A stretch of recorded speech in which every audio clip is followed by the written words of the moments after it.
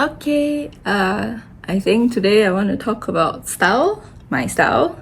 I feel like my wardrobe's pretty obvious what my style is. There's an overarching theme of woodsy cottagecore.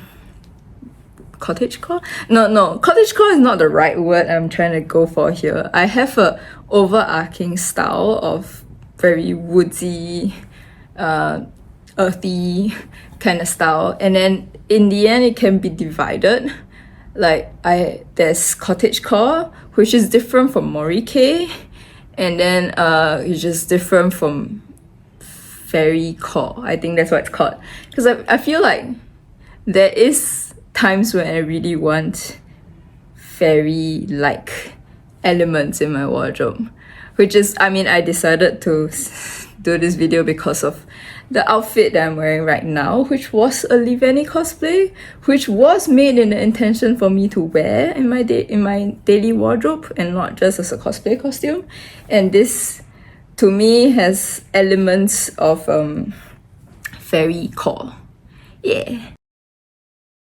I think what attracted me in fairy core is the pieces of clothing that doesn't really need wings to translate into fairies.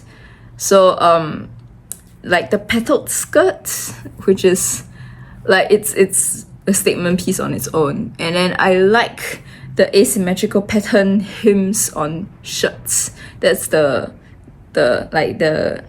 sharp petaled shape shirt hem. That's the few shirts that I got that I want to actually make, that to own, that is very core.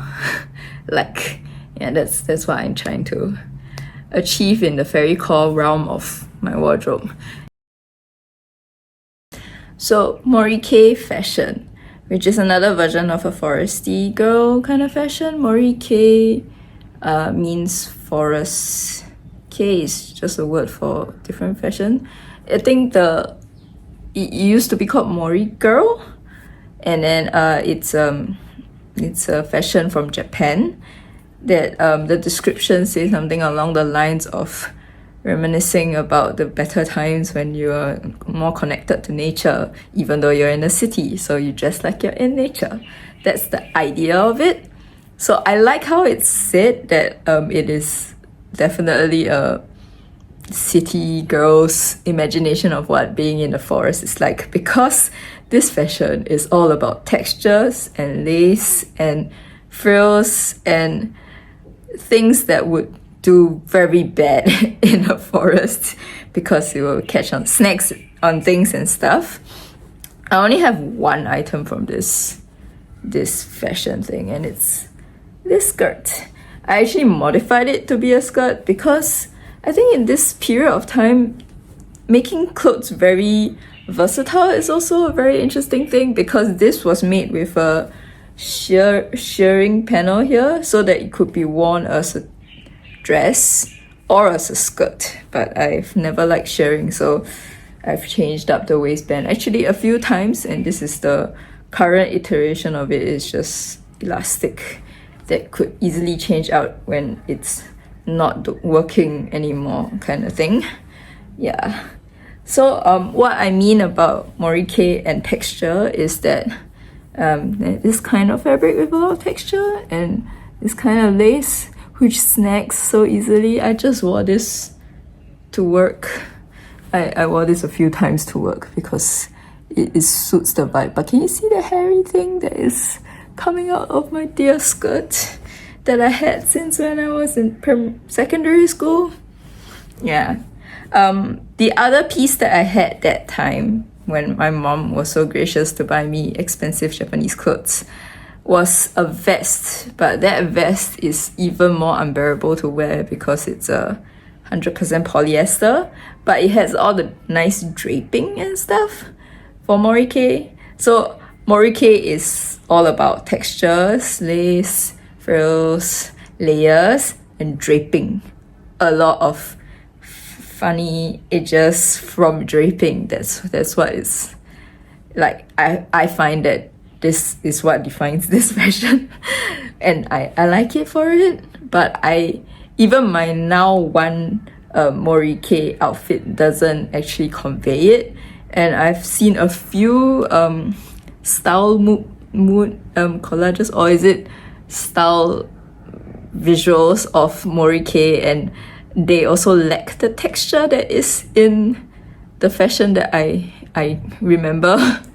So yeah, so I want to eventually make the vest that I've thrown away, because I feel like even this outfit could do with a little bit more draping and frilly stuff coming down in a cascading nice fold. One day, I have too many projects. The next aesthetic I'm gonna talk about is cottagecore, which is a relatively young style of woodsy, woodlandy, but one that is quite covered on YouTube because it boomed during the 2020 lock home thing. So yeah, so at the very beginning, cottagecore is kind of, there was two camps, and I wasn't agreeing with one of them. One was like pretty beautiful chiffon, flowy, is it chiffon or organza dresses that they picture you running in the fields in. But the thing about those kind of fabric is that they will snag and they will be ruined in running along the fields. So I don't get how that is cottagecore, but it was labeled under cottagecore. And then the other side of cottagecore is the actually living in cottagecore, wearing linen dresses and stuff. I think that I relate to that a little bit more. So linens and aprons, yeah, that kind of vibe. I wanted to deny myself as a cottagecore person all the way until I watched one video from Abby, I think. And she said that cottagecore has this, I think her example was Marie Antoinette, and apparently she had a whole village built for her so that she could dress up as a villager and do hard work and feel one with nature when she's a crazy rich person doing, like, pretending to be poor. And that hit hard because all we're doing with all these cottagecore things are just pretending I live in Singapore in a city. I am not that poor. I'm not that rich, but I'm also not that poor. So yeah, pretending to be poorer than I am is a very real thing. And then this is Sophie's dress that I've made in 2020, and an apron that I went to along with it, I think in 2020 or 2021 that I made. I think I still have other clothes that is under this, but I feel like this represents the idea of cottagecore the most in my wardrobe. Things in this style that I haven't made yet, I really want but haven't made yet, includes a nice corset top looking, dundle looking thing. Yeah, I really want something like that. I even had like the fabrics planned. It's already somewhere in my stash, but yeah, one thing after another is just been pushed. It's still being pushed back. So I had a chance to make a corset, but it was for a ball. So in the end, I made the corset very elaborate. So it's no longer a very everyday wardrobe piece. I'm sorry. Country Lolita is the last one because it's the fanciest one out of all of them. And even though I feel like my Lolita wardrobe, the whole thing is kind of country, I feel like this is the most stereotypical country Lolita. I want to talk about the word in country Lolita, like the word country in this fashion. Because I know in Asia, and I think elsewhere too, the word country has a little bit of a negative connotation. Because when a city girl calls someone that transfers into their school a country girl, means that they have no taste. They wear cheap, mishmashed clothes, and yeah, it has no taste and looks very, Chinese is called tu, maybe tacky, yeah. And then when country Lolita is developed, it's kind of a rebellion towards like people thinking that dressing like this is tacky, because like mismatching pattern is an aesthetic and some people like it. And yeah, so it's kind of a, you think it's tacky, I think it's nice kind of vibe. So yeah, so actually patchwork, a lot of mixing of prints is what I feel like is in country Lolita.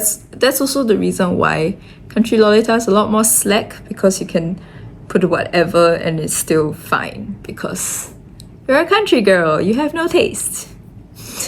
yeah, but Lolita in itself is a lot more put together. So yeah, like I've never worn this hat out actually, ever. I have no excuse to do this. So yeah. Also, I'm filming this before I leave the house rather than after, which in every previous aesthetic I've worn that to worked in it, and then come back home to film whatever I want to say about the fashion. This one, I wore it today because it's a public holiday, so I didn't have to go out. I wear this, and if I'm gonna go out later, I'm actually not gonna wear the hat, even though it's so cute. Just really no reason to wear this hat to a shopping mall. It's very similar to cottagecore, I think, but I think the biggest difference, I would say, is the skirt shape, maybe. But for someone who doesn't care about the skirt shape, it's not that different. I feel like country Lolita has a little bit more frills than cottagecore, even though cottagecore can have frills, but cottagecore can not have as much frills as well, if you get what I mean.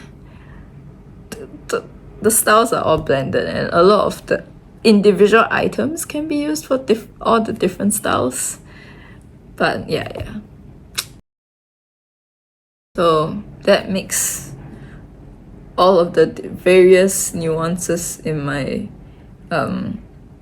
woodlandsy, trying to squeeze words, green, cottagey, naturey aesthetic. So now I end the video here. I thought I was done, but what you characterize this outfit is just a normal green top with a button-up blouse with a brown overalls. Yeah, I mean, most of my clothes are just like this, in this color scheme, green and brown, and they're very normal looking, so edit it. Okay, bye bye.